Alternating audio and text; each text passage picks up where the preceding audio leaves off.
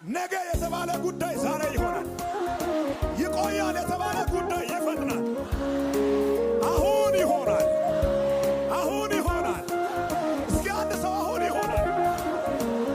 ቃል እየተናገርኩ የጀመራችሁት ፕሮሴስ መጨረሻውን ያገኛል። የጀመራችሁት ነገር አለ። የጀመራችሁት ፕሮሴስ አለ። የጀመራችሁት መንገድ አለ። የጀመራችሁት ጉዳይ አለ። አው ዛሬ ይከናወናል። ዛሬ ይከናወናል። ዛሬ ፍጻሜውን ያገኛል። ዛሬ ይለቀቃል። ዛሬ ይሆናል። ዛሬ ይፈጠራል።